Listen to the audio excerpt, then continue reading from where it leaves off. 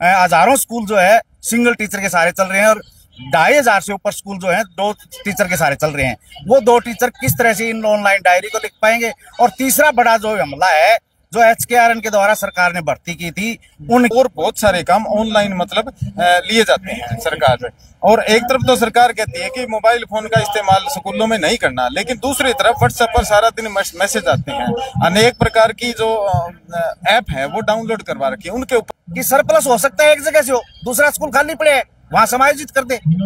हमारी मांग है कि तुरंत समायोजन करे, ट्रांसफर करे और इन तुगलकी फरमानों को वापिस ले।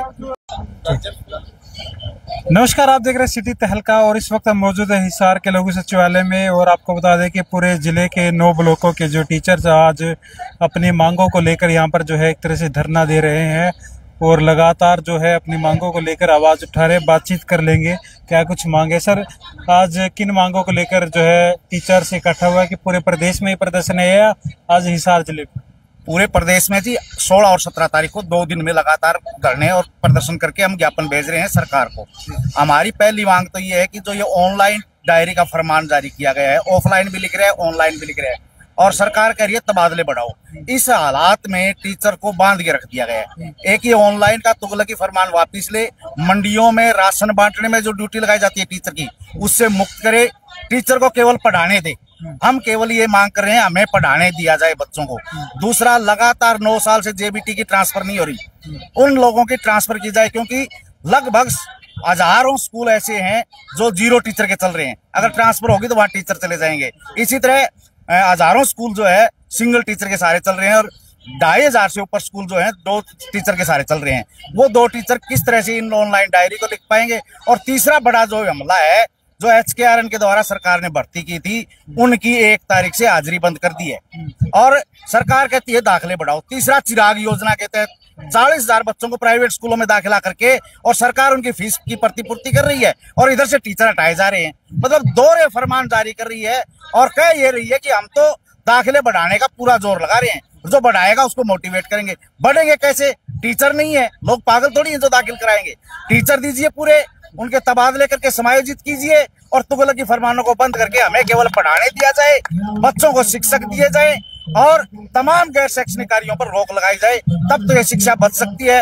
अन्यथा ये सरकार ढकोसले कर रही है जिसका हरियाणा विद्यालय अध्यापक संघ हर सत्र पर विरोध करेगा और सड़क पर आकर के लड़ाई लड़ेगा। अभी आप ज्ञापन देंगे क्या?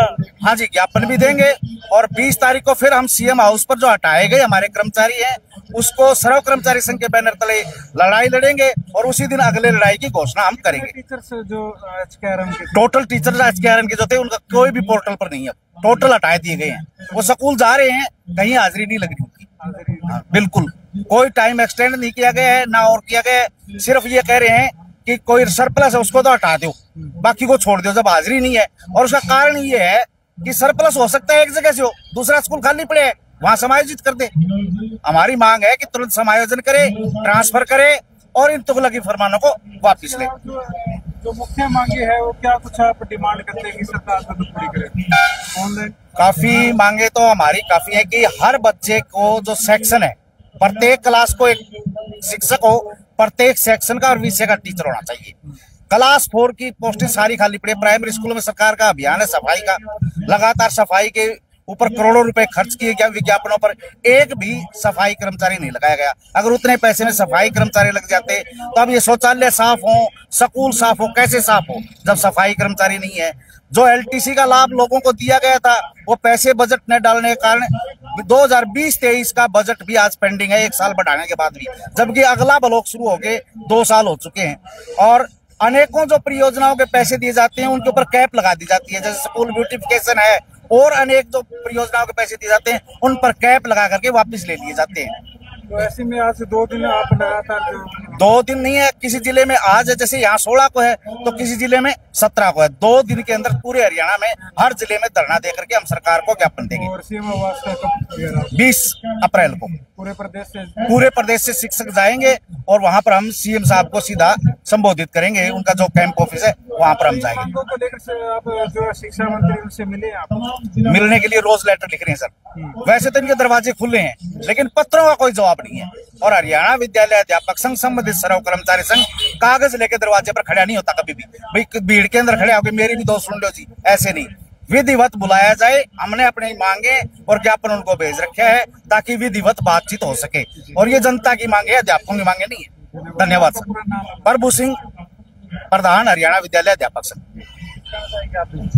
मैं जिला प्रधान प्रमोद जांगड़ा, हरियाणा विद्यालय। इस तरह से आपकी जो डिमांड्स वगैरह है, आप कह रहे हैं कि जो टीचर्स को ऑनलाइन काम जो है वो करना पड़ रहा है, तो क्या कुछ काम है ऑनलाइन जिसके चलते जो है टीचर्स को परेशानी होती है टाइम की कमी के चलते? सर अभी उससे पहले ये जो टीचर डायरी ऑनलाइन का जो फार्मूला अभी फरमान आया है, इससे पहले टीचर से बहुत सारे काम, मतलब सुबह से शाम तक, रात 12 बजे तक मेल के माध्यम से पीडीएफ भरने या मतलब और बहुत सारे काम ऑनलाइन मतलब लिए जाते हैं सरकार से। और एक तरफ तो सरकार कहती है कि मोबाइल फोन का इस्तेमाल स्कूलों में नहीं करना, लेकिन दूसरी तरफ व्हाट्सएप पर सारा दिन मैसेज आते हैं, अनेक प्रकार की जो ऐप है वो डाउनलोड करवा रखी है, उनके ऊपर अनेक प्रकार के काम करवाती जा रही है। सरकार का एक ही है कि मतलब अध्यापक को पढ़ाने के अलावा बाकी सारे काम मतलब उनसे करवाए जाएं। MPW बना दिया, मतलब मल्टीपर्पज वर्कर के रूप में अध्यापक से काम करवाया जा रहा है, ताकि जो एक हाशिए पर खड़ा जो व्यक्ति है उसके बच्चे जो हमारे पास सरकारी स्कूलों में पढ़ते हैं वो किसी तरह से ना पढ़ पाए। तो इस तरह के कामों का हम सरकार से विरोध करते हैं और ये कहते हैं कि अध्यापक को सिर्फ पढ़ाने दिया जाए। अध्यापक सिर्फ पढ़ाने के लिए है, बाकी जो काम है वो अन्य जो कर्मचारी हैं उनसे करवाए जाए।